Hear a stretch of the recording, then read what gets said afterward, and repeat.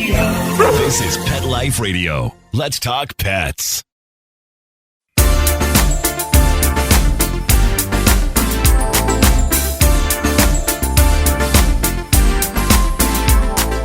Rappaport to the rescue with award-winning animal advocate Jill Rappaport.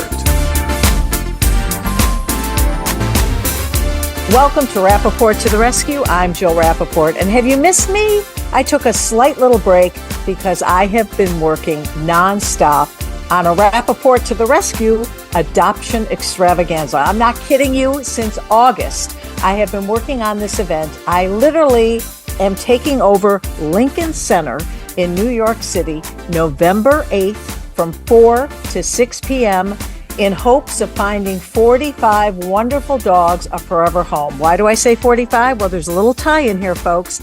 It's the 45th anniversary of the Big Apple Circus. They are opening up their doors, all their resources, and this year the circus is going to the dogs, the rescue dogs. I am so excited about this. Trust me, there's never been an event like this, and to be given the opportunity to shine a light when rescue and adoption are down greatly. So many animals have been given back. All those beautiful dogs and cats and amazing animals during COVID that were adopted, and we were so excited that the pandemic helped the situation. Well, guess what? So many have been returned back in cages, waiting for a forever home, and some may never get out. So I decided in August that I'm going to do something about this. And with the help of this unbelievable institution, a Big Apple beloved extravaganza, I'm able to shine a light. Now, when we come back, the man that made my dream come true, the new CEO of the Big Apple Circus, Marty LaSalle, will be joining us. So excited. Stay tuned. And by the way, get in line now. It's all for free. And get ready for the pièce de résistance. Did I say that right, Mark? It was close. Oh, yeah. Oh, not perfect. Who cares? Anyway, the big tease is we will have the superstar from Netflix's hit series, Stranger Things, Gabby Pizzolo, will be performing at this event. She will be singing a song to the rescue dogs, and there will not be a dry eye in the house. You all have to show up. Get in line now. And coming up, the man behind the Big Apple Circus, CEO Marty LaSalle. Take a bite out of your competition. Advertise your business with an ad in Pet Life Radio podcasts and radio shows. There is no other pet-related media that is as large and reaches more pet parents and pet lovers than Pet Life Radio. With over 7 million monthly listeners, Pet Life Radio podcasts are available on all major podcast platforms, and our live radio stream goes out to over 250 million subscribers on iHeartRadio, Odyssey, TuneIn, Stitcher, and other streaming apps. For more information on how you can advertise on the #1 pet podcast and radio network, visit PetLifeRadio.com/advertise today.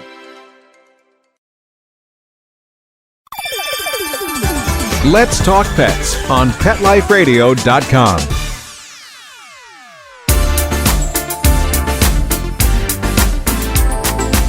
Welcome back to Rappaport to the Rescue. It's time for my interview, the CEO of the Big Apple Circus. This is his debut year, Marty LaSalle. And you know, this is one of those times I'm really sorry that you just can hear us, because this guy is so handsome. And I'm like looking at him going, oh, too bad our listeners can't see him. But if you show up to the event, you can see him in person. So that's another reason to show up. Welcome, Marty. Thank you. And you all should see the hat Jill is wearing.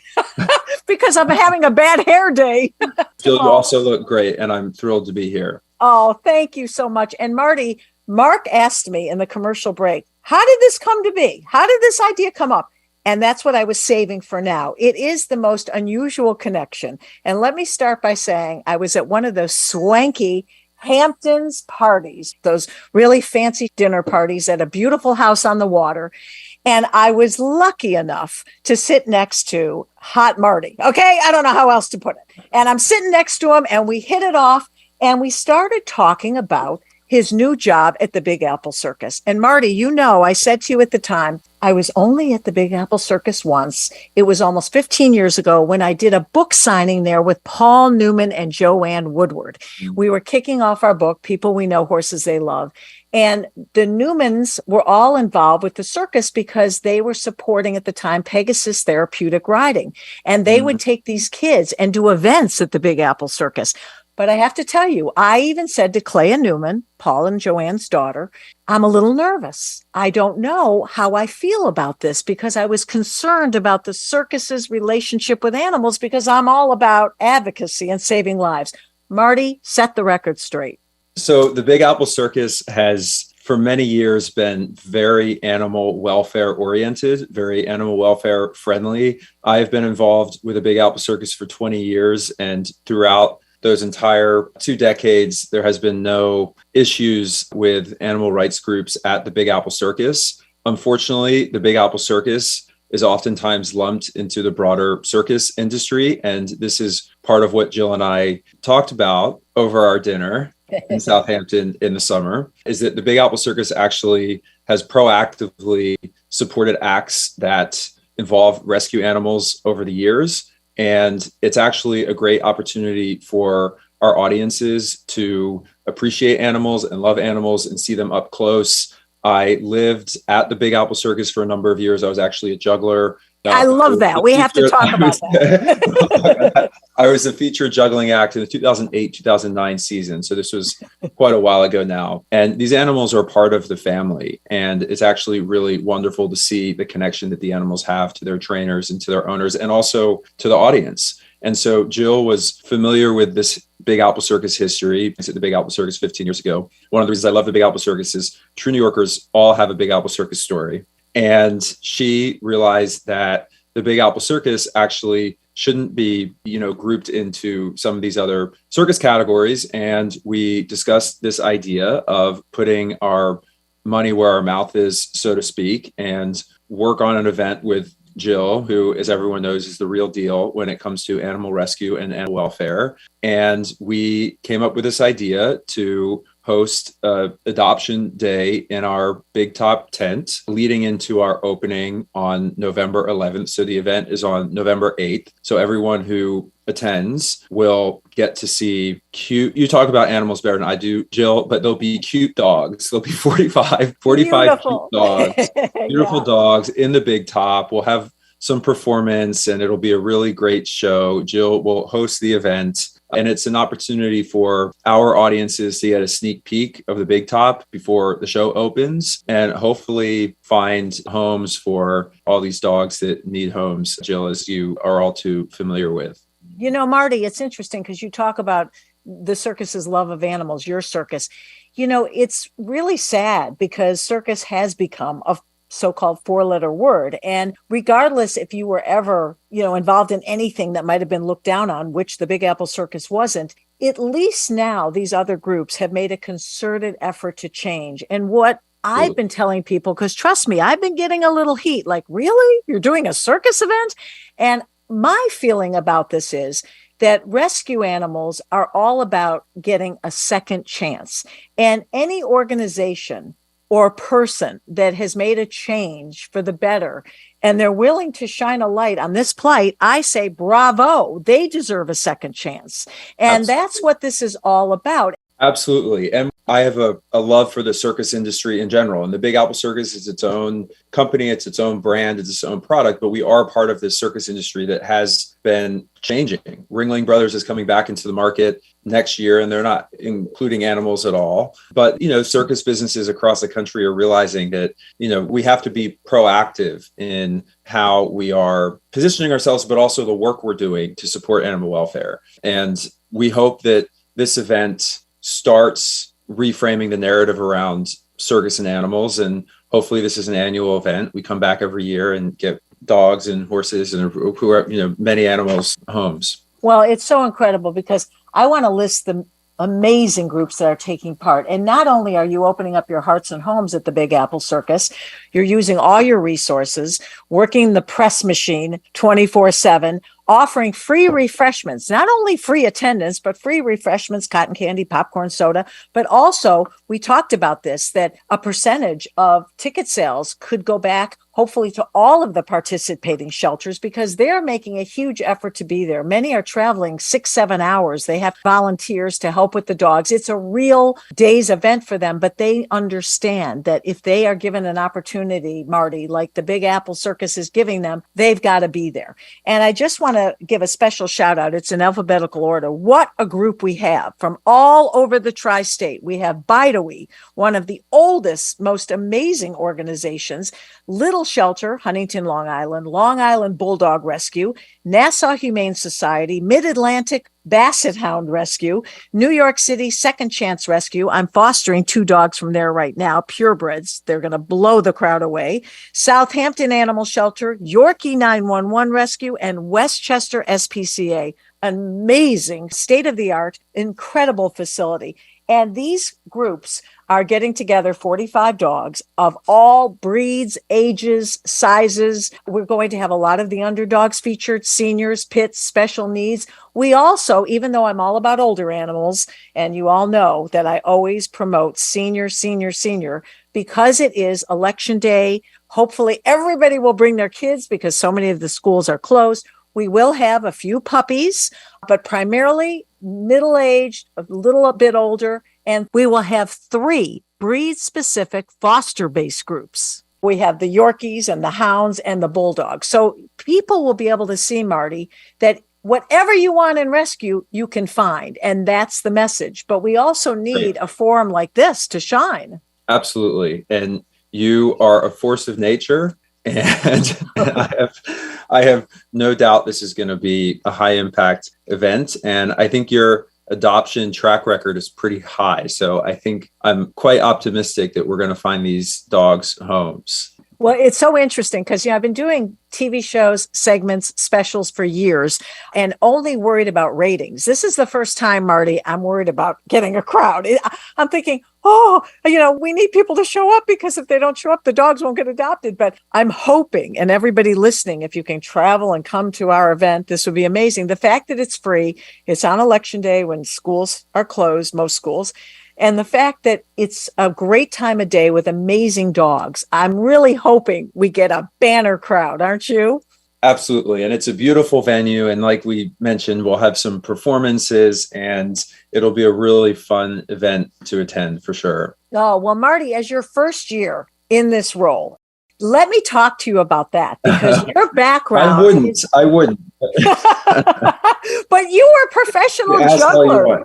I was. Yes. I was a professional juggler for 10 years. And on the road doing your act. On the road with circuses and theaters and cruise ships. And I would perform halftime shows for the NBA and other large sports events here in the US. And I spent a year, as I mentioned, as the guest juggling act here at the Big Apple Circus 14 years ago. So must have been its 31st season. And I love this business and I've always loved the animal aspect to it. And I'm excited by and energized by the idea of continuing to work with animals in a way that is respectful and in a way that audiences respond to. Well, did I also read that your twin brother also juggles?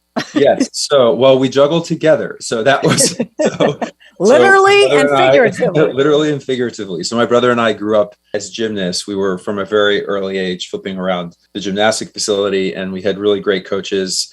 And I've always had a passion for the circus. My brother has shared it. We didn't have a swinging trapeze or a wire, or a wire to walk over in our gymnastic facility, but you don't really need sophisticated juggling props, probably like socks balled up or some oranges or something. And we taught ourselves to juggle and we realized that we were quite proficient at it and we're identical twins. And we realized that we can flip and we can juggle. And because we're identical twins, our bodies have a natural rhythm that facilitates team juggling technique that is uncommon. So within a couple years, we were performing tricks that people couldn't do, around the world. And so we got connected to the circus business and we got connected to different variety arts managers and had a really great run for 10 years and took a little break went to college. And when we graduated, we did a couple large longer term contracts, but the last one we did was with the Big Apple Circus. So we retired here as jugglers at What's the Big your Apple brother's Circus. name? Marty LaSalle. And then he went off to medical school. So now he's an anesthesiologist based here in New York. What a stretch. Yeah, such a different trajectory. And I actually stayed at the Big Apple Circus and worked in guest relations and in site operations for 2 years. So I learned that side of the business. And then I left the circus business for about 10 years. I worked in production. I worked in the talent agency world. And there was an opportunity to come back and be the next custodian of the Big Apple Circus over the summer. And I said, why not? Well, obviously you have great eye-hand coordination, but taking on this big venture, this is a huge job. And I have to tell our listeners, I'd be messaging Marty and calling him and panicked a little bit. That's just my personality. But I think that extra adrenaline is what makes me so passionate about rescue. I can't stop. Yeah, and effective. That's what makes you effective. And that's why when we had dinner, I didn't even know you before that dinner. I was like, this is someone I want to work with because she'll bring an energy that is required to get these events off the ground. Well, why I wanted to work with you is you are so calm and cool. This guy never loses it. But Marty, tell me about your expectations for this year, your debut year. What will you be doing different to put this tradition on the map? It's a really good question, Jill. And as I'm sure you know, a lot of these productions, the scale and the complexity of them. So the Big Apple Circus, it's presented in a big top tent. And the tent is part of a whole village that we set up with trailers. And it basically is a little city. We have 100 people who live here on site. So the first part of the operational planning is to build the city. So we have to bring in all the infrastructure. So it's power and water and the RVs and the offices and the box office. The second layer is the actual venue. So we build this facility that's a traditional big top tent that seats 1,600 people, that has state-of-the-art theatrical systems, lighting, sound, rigging, video equipment. And then the third thing is we actually have to produce a show in this venue that sits that little detail. So we actually have to produce a show. So I say that because there's a lot of elements to this job in this company that require years of planning. Yeah. And so I joined 3 months ago. And so what I've been focused on is what can we do this year to put our stamp on what we're doing. We're investing in some pre-show entertainment, some front of house entertainment that will make the overall circus experience feel more immersive. We're adjusting things on the food and beverage and on the retail. We're setting up partnerships with people like you, Jill, and to your point about giving back to the shelters, this event, the way we've discussed it, is it's a kickoff to a long-term partnership. And there'll be a lot of touch points throughout our run here, but also into the future as we partner with you and figure out how to really support animal welfare across the company, not when we just do these one-off events. The show looks great. The venue looks great. We're just getting the word out as best as we can. And hopefully we have a lot of people come this year. We're here for, it's a limited run. It's 8 weeks. We open in 2 weeks and then run through the end of the year. Wow. Well, I am so thrilled to be a part of it. They're even giving me a little kiosk with all my rescue products where I can actually have things that promote adoption or rescue with a percentage going back to all the participating shelters. Oh, I'm so excited about this. The Rappaport to the Rescue event, is just so exciting to think about, Marty. And again, the Big Apple Circus is an organization with a big heart. I want to thank you so much for allowing me and our rescue groups and all of these beautiful dogs to have your venue to shine. So thank you so much. Thank you, Joe. I'm excited to launch a successful inaugural event, and hopefully this is the start of a great partnership. Oh, thank you. Yes, a lot to juggle. No pun intended, but we will do it. I have no doubt, Jill, that with you we'll get it done. Oh, thank you so much. You just heard from Marty LaSalle, the new CEO of the Big Apple Circus. And don't forget, if you're anywhere around the tri-state, November 8th, 4 p.m. to 6 p.m. with an incredible finale by superstar Netflix Stranger Things, Gabby Pizzolo. She will be singing to the rescue dogs, free refreshments, amazing animals, all breeds, all sizes, shapes, ages. You've got to come to find your next fur angel. And I'm Jill Rappaport, and this is Rappaport to the Rescue. Let's Talk Pets, every week on demand, only on PetLifeRadio.com.